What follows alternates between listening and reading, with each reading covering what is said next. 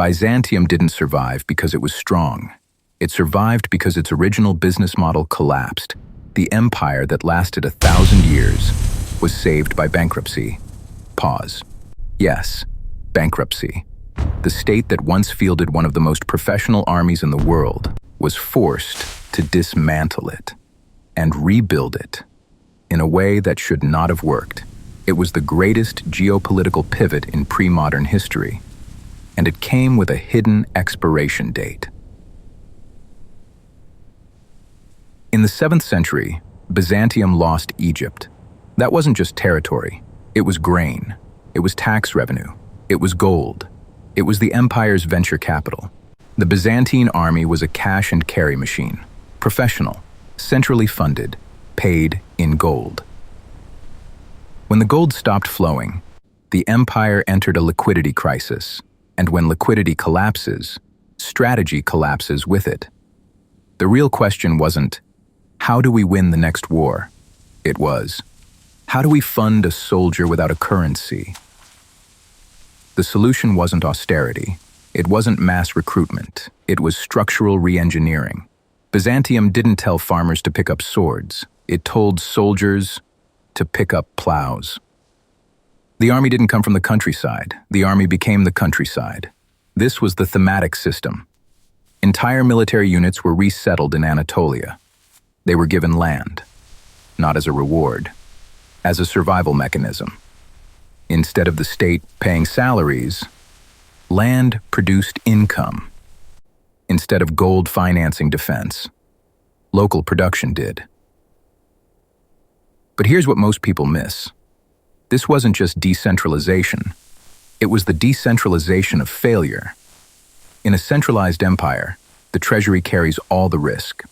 If the treasury fails, the empire dies. Byzantium flipped the equation.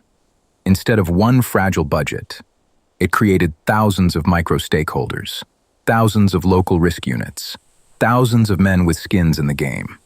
When an invader crossed the frontier, a thematic soldier wasn't defending an abstract emperor. He was defending his own harvest. Byzantium replaced paychecks with ownership, and ownership is a far more powerful incentive than salary. In a central system, one lost battle kills the state. In the theme system, the state becomes a hydra. Cut off one head, and the next farm fortress is still standing. That's why it worked. Now let me ask you something.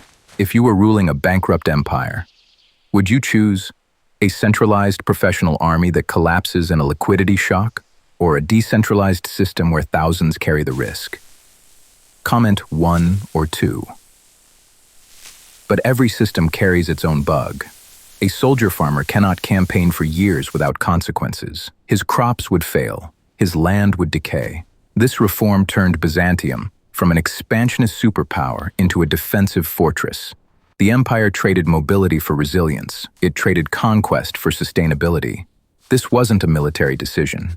It was an accounting necessity. And then came the slow erosion. Systems don't collapse overnight. They concentrate. Over time, wealthy magnates began buying up the land of small soldier farmers. Markets ignored imperial restrictions. Land moved from the many to the few. And when land concentrated, so did risk. The micro-stakeholder model dissolved. The skins in the game vanished. The army didn't disappear in battle. It disappeared in property transfers. The empire didn't weaken because its swords were dull. It weakened because its incentive structure collapsed. There's a deeper pattern here. The Roman Republic collapsed when small landowners disappeared. Byzantium survived because it recreated them, and it weakened when they vanished again. History doesn't repeat itself, but economic structures rhyme. States don't fall because of steel. They fall when the relationship between property, production, and military power breaks. The thematic system was never perfect. It was a delay mechanism. It bought centuries. But no system can freeze economics forever. If you're interested in breaking down empires this way, not who won, but how the system actually worked. That's what this channel is about.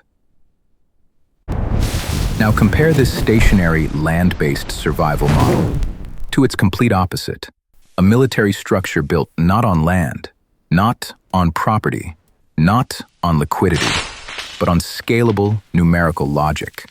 10, 100, 1,000, a Tumen, the Mongols. In the next video, we break down the Mongol war machine, from the lowest warrior, all the way to Genghis Khan himself. If you want to understand how a fully scalable conquest system works, click the video on your screen now, because once you see both systems side by side, you'll never look at military power the same way again. Before you go, which system do you think was more resilient? B for Byzantine, or M for Mongol? Drop one letter below.